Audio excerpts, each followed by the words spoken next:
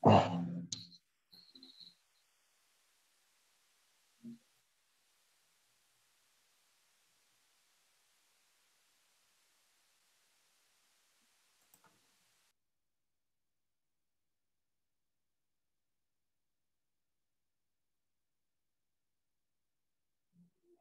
langsung dibuka sekarang. Oke. Oke. Assalamualaikum warahmatullahi wabarakatuh. Perkenalkan, kami mahasiswa PGSD FKIP UAMKA di mata kuliah Manajemen Perpustakaan. Kali ini kami akan mempresentasikan tentang hasil observasi online kami, yaitu observasi Perpustakaan Nasional Republik Indonesia. Kelompok kami beranggotakan saya sendiri, Ega Salahuddin Al-Ayubi, lalu ada Muhammad Ali Al-Musin, ada Anissa Diah, Ika Putri, ada Puspa Danta, Ilafi. Selanjutnya. Nah, ada filsafah logo. Yang pertama ada filsafah logo. Yang pertama, bintang. Melambangkan ketinggian ilmu dan keilmuan. Ada juga melambangkan pelita atau penerang di tengah malam, lalu melambangkan petunjuk arah bintang segi 5, melambangkan dasar negara Pancasila. Filsafah yang kedua ada buku terbuka, melambangkan ilmu pengetahuan yang senantiasa berkembang. Buku terbuka ke arah kanan melambangkan bahwa ilmu pengetahuan membawa manfaat bagi kesejahteraan umat manusia. Selanjutnya,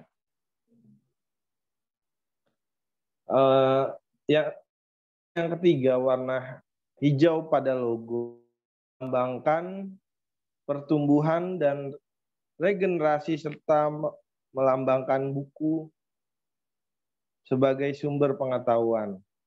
Selanjutnya ada warna biru pada logo melambangkan ketenangan berpikir dan kedalaman ilmu pengetahuan yang dimiliki, merupakan landasan pengabdian kepada masyarakat, nusa dan bangsa.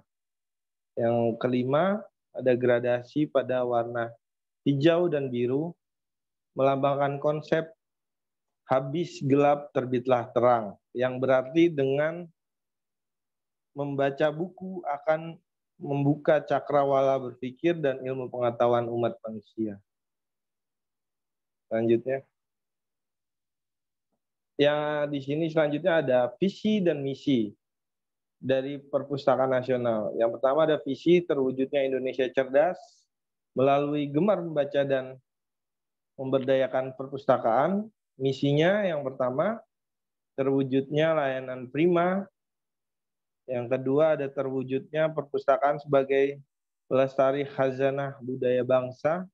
Yang ketiga terwujudnya perpustakaan sesuai standar nasional perpustakaan. Selanjutnya di sini ada Perpustakaan Nasional Republik Indonesia melakukan tugas pemerintahan di bidang perpustakaan sesuai dengan ketentuan peraturan perundang-undangan yang meliputi yang pertama, menetapkan kebijakan nasional, kebijakan umum, dan kebijakan teknis pengelolaan perpustakaan. Yang kedua ada melaksanakan pembinaan, pengembangan, evaluasi, dan koordinasi terhadap pengelolaan perpustakaan. Yang ketiga ada membina kerjasama dalam pengelolaan berbagai jenis perpustakaan. Dan yang keempat, mengembangkan standar nasional perpustakaan. Selanjutnya ada dalam melaksanakan tugas sebagai yang dimaksud pada pasal 2 Perpustakaan Nasional menyelenggarakan fungsi. Yang pertama, ada pengkajian dan penyusunan kebijakan nasional di bidang perpustakaan. Yang kedua, ada pengordinasian kegiatan fungsional dalam pelaksanaan tugas perpustakaan nasional. Yang ketiga ada pelaksanaan fasilitas dan pembinaan terhadap kegiatan instansi pemerintah di bidang perpustakaan. Yang keempat ada penyelenggaraan, pembinaan, dan pelayanan administrasi umum di bidang perencanaan umum, ketatausahaan organisasi, dan ke tata laksana, pegawai, keuangan, kearsipan, hukum, persandian, dan rumah tangga. Selanjutnya akan dijelaskan oleh teman saya. Ya, dan selanjutnya, dalam menyelenggarakan fungsi sebagaimana dimaksud dalam Pasal 3 Perpustakaan Nasional mempunyai wewenang penyusunan rencana nasional secara makro di bidang perpustakaan, kemudian perumusan kebijakan di bidang perpustakaan untuk mendukung pembangunan secara makro, kemudian ada penetapan sistem informasi di bidang perpustakaan, dan kemudian kewenangan lain yang melekat dan telah dilaksanakan sesuai dengan ketentuan peraturan perundang-undangan meliputi perumusan dan pelaksanaan kebijakan tertentu di bidang perpustakaan. Yang kedua ada perumusan dan pelaksanaan kebijakan pelestarian pustaka budaya bangsa dalam mewujudkan koleksi deposit nasional dan pemanfaatannya.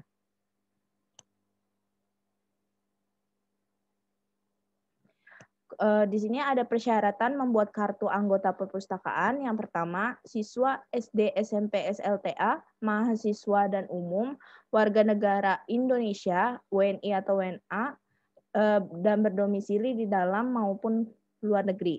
Yang kedua, mengisi formulir pendaftaran yang telah disediakan di ruang keanggotaan lantai 2 Perpustakaan Nasional RI, Jalan Medan Merdeka Selatan, nomor 11 Jakarta.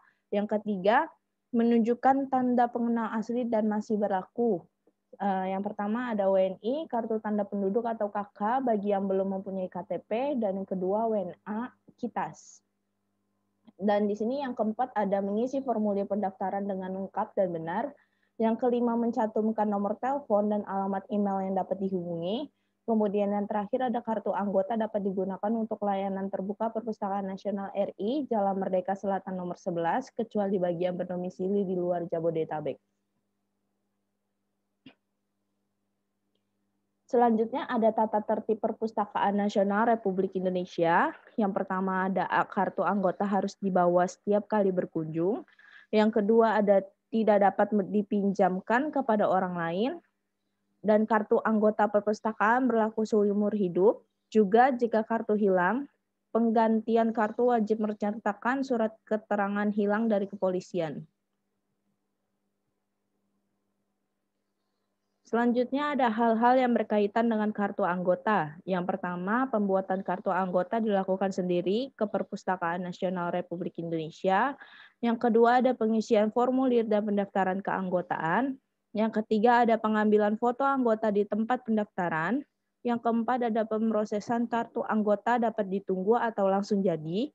Kemudian ada perpanjangan masa berlaku kartu anggota lama. Sama seperti proses pembuatan kartu anggota baru dengan cara menyerahkan kartu anggota lama.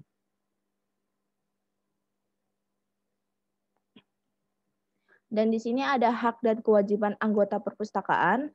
Yang pertama, setiap anggota berhak mendapatkan dan memanfaatkan fasilitas layanan jasa perpustakaan dan informasi berupa sarana penelusuran kartu katalog maupun OPAK, sarana ruang baca atau buku, majalah, surat kabar, EV, dan koleksi langka.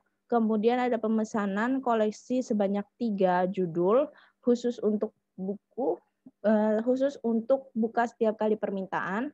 Kemudian ada pembuatan reproduksi koleksi baik dalam bentuk fotokopi, rekaman, bentuk mikro maupun digital, atau untuk jasa ini dikenakan biaya sesuai dengan peraturan yang berlaku. Kemudian ada mengikuti seleksi dan kompetensi dalam pemilihan pengunjungan Perpustakaan Nasional RI terbaik. Dan yang terakhir ada mengikuti bimbingan dan penyuluhan tentang perpustakaan Republik Indonesia.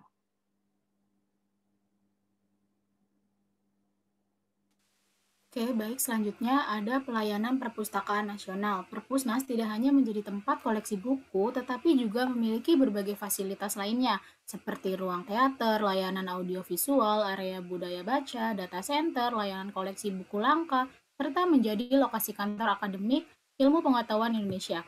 Fasilitas perlantai perpusnas itu ada hmm, yang pertama, di lantai pertama ini ada lobi utama, kemudian lantai duanya itu ruang layanan keanggotaan perpustakaan, penelusuran informasi, dan juga ruang auditorium. Selanjutnya di lantai 3 ada zona promosi budaya baca, lantai 4-nya ada ruang pameran dan kantin, kemudian lantai 5-nya itu ada lantai perkantoran, kemudian lantai 6 data center dan musola, lantai 7-nya layanan anak, lansia, dan disabilitas, lantai 8 itu layanan audiovisual, lantai 9 layanan naskah Nusantara, kemudian lantai 10 penyimpanan koleksi monograf tertutup, kemudian lantai 12 sampai lantai 13 itu ruang baca koleksi monograf tertutup, kemudian lantai 14 layanan koleksi buku langka, lantai 15 layanan referensi koleksi online dan ilmu perpustakaan, lantai 16 layanan koleksi foto, peta, dan lukisan. Lantai 17 sampai dengan lantai 18 ini kantor Akademi Ilmu Pengetahuan Indonesia. Lantai 19 layanan multimedia, lantai 20 layanan koleksi berkala mutakhir dan mancanegara, lantai 21 layanan koleksi monograf terbuka kelas 00 sampai 499, kemudian lantai 22 itu lantai monograf terbuka dengan kelas 500 sampai 999. Sedangkan lantai 23 ini layanan koleksi majalah terjilid dan lantai paling atas atau lantai 24 ini layanan koleksi budaya Nusantara, executive lounge, dan ruang penerimaan tamu mancanegara. Nah, ada pun beberapa layanan yang tersedia pada web perpustakaan nasional yang memudahkan para anggotanya untuk mengaksesnya di masa pandemik seperti ini. Itu diantaranya ada ISBN atau International Standard Book Number, kemudian OPEC atau Online Public Access Catalog, kemudian ada IOS Indonesia One Search by Perpusnas, kemudian KOL atau keanggotaan online perpustakaan, selanjutnya ada IPUSNAS atau perpustakaan digital bergerak, dan yang terakhir ada IRES atau koleksi digital berlangganan. Nah, selanjutnya ini ada koleksi perpustakaan nasional.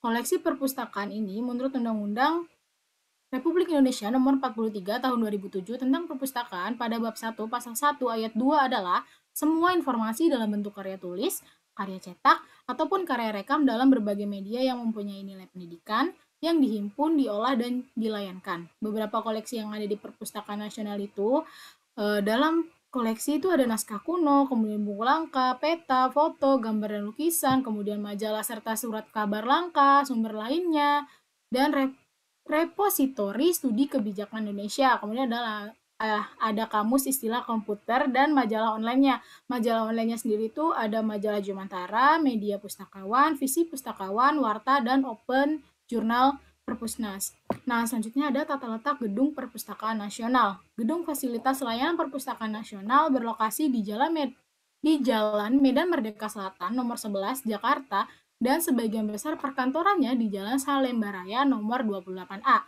Perpustakaan Nasional ini berada di bawah dan bertanggung jawab kepada Presiden. Pada tanggal 14 September 2017, Presiden Joko Widodo meresmikan Gedung Fasilitas Layanan Perpusnas baru yang merupakan perpustakaan nasional tertinggi di dunia dengan tinggi 126,3 meter dengan 27 lantai termasuk 3 lantai parkir bawah tanah atau basement. Gedung Fasilitas Layanan Baru Perpustakaan Nasional ini dibuat dengan anggaran tahun jamak tahun 2013 sampai dengan 2016 sebesar 465,2 miliar. Baik, sekian presentasi tentang observasi online yang telah kita laksanakan. Kurang lebihnya mohon maaf. Wabillahi taufiq wal hidayah. Wassalamualaikum warahmatullahi wabarakatuh.